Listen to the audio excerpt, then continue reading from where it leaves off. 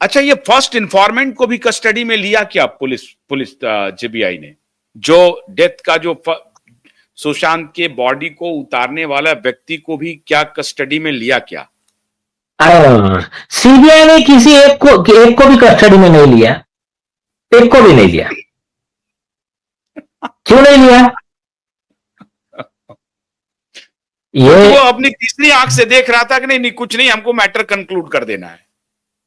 अरे पहले दिन से वो प्लान कर रहे थे, लेकिन क्या है, वो खुद के एफिडेविट में फंस गए। जो रिया के केस में एफिडेविट दिया ना, सीबीआई ने खुद के केस में खुद फंस गए।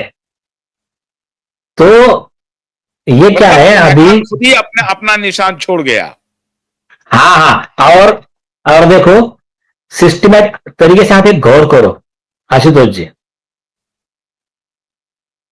एकदम पेड मीडिया रेडी बैठा है, उनको सबको हफ्ता पैकेट पहुंच जाता है, और वो पेड मीडिया एक ही झटके में न्यूज चालू कर देता है कि वो अबला नारी रिया चक्रवर्ती कितने बोले, नहीं, कितने दुख से गुजरी है, लेकिन फिर से अपने पैरों पे खड़ी हुई है, और उसने झूठे केसेस झेले हैं।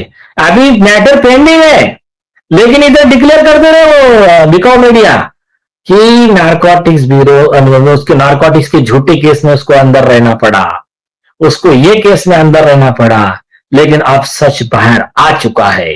और सुप्रीम कोर्ट ने भी क्लीन चिट दे दिया। हाँ, सुप्रीम कोर्ट ने, वो कौन कह रहा था आपका इंटरव्यू करने वाला, बोले सुप्रीम कोर्ट ने भी क्लीन चिट दे दिया है। और ऐसा सवाल पूछ रहा है, अब तो रिया जी आपको सुप्रीम कोर्ट ने भी क्लीन चिट दे दिया है, तालिबान के सुप्रीम कोर्ट ने दे दिया है, ठीक है। तो ये सारी चीजें एकदम सिस्टमैटिक तरीके से हैं, आम मैन को या तो गुमराह करने का, या तो डराने का, या तो बोलेगा आप क्या है, उनको तो छोड़ दिया ना। किसने छोड़ा? अरे लेकिन आप एक ख्याल में रखिए, बोलिए। हाँ बोलिए बोलिए। नहीं, हमने कहा कि सुप्रीम कोर्ट ने जो कल जो फटकार लगी है। अच्छा, आप बोल लीजिए पहले, प्लीज प्लीज। यहाँ पर मैं आपको बता रहा हूं, बंबई में अभी 4-5 महीना पहले की बात है, बंबई में बाजू में वसई विरार में एक एक्टिविस्ट का मर्डर हुआ, मैटर सीबीआई को गया, और आरोपी बड़े बड़े लोग थे। सीबीआई आके रिपोर्ट सबमिट करती है।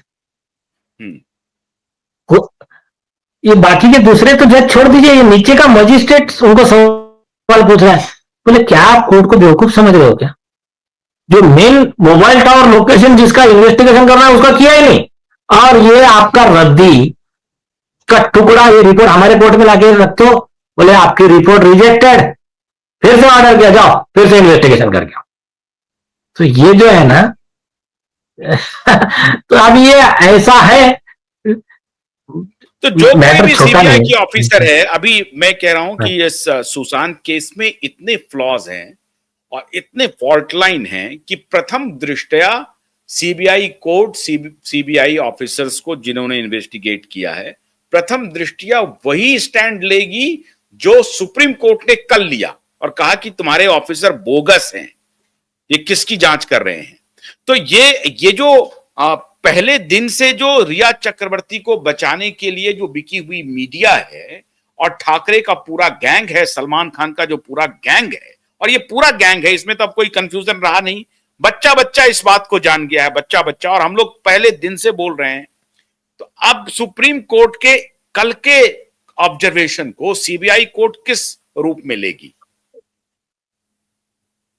लेकिन बता दिया उन्होंने, सीबीआई कोर्ट उसने बहुत सिंपल, कोई भी जज, यार जो जज रोज केस चला रहा है वो बोलेगा ना, ये आप किस ग्रह से आए हो, किस देश में से आए हो आप, ये इंडिया में ऐसी कहां से रिपोर्ट आ गई? रिपोर्ट कहां है आपकी? Where are they? आप अच्छा मेन बात खुद ही लिख रहे हो कि इतने मतलब 700 स्टेट में ये है, डॉक्यूमेंट्स है, 250 विटनेस के स्टेटमेंट्स है, ये है वो है। ये बाद में मालूम पड़ा, रे यार अपनी चोरी पकड़ी को तो सारे गायब कर दे रहे हो।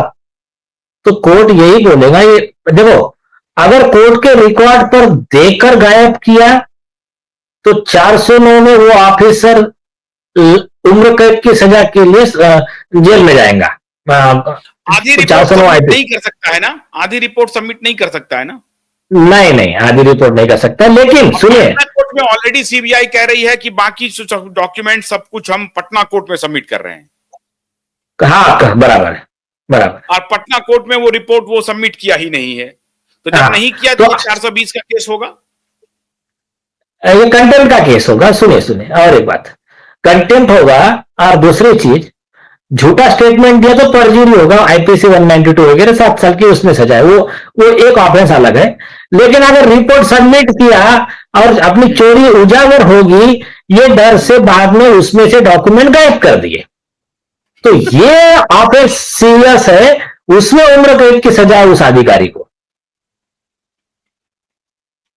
और ये भी पूछेगी अदालत की भाई 5 दिन पहले 7 दिन पहले एक डेथ हुई थी, उसका 2 दिन तक पोस्टमार्टम नहीं हुआ, ऐसी सुशांत की जल्दबाजी क्या थी कि उसी रात में कर लिया, उसका वीडियोग्राफी क्यों नहीं हुआ, ये सब तो सुनिए सुनिए सुनिए, उसमें ना अभी केस आसान हो जाता है। सुनिए, यहां पर कैसा है, अभी 2 चीजें है।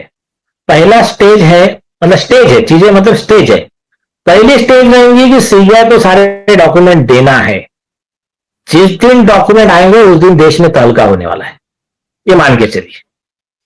अब डॉक्यूमेंट आने के बाद में पॉइंट्स बनाकर देने की जिम्मेदारी है विकास सिंह साहब की, जो सुशांत के पिताजी के वकील है।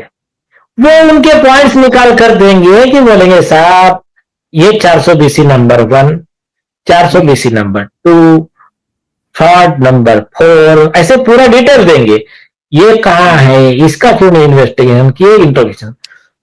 उसके बाद में कोर्ट के पास में 2 टाइप के ऑप्शन है।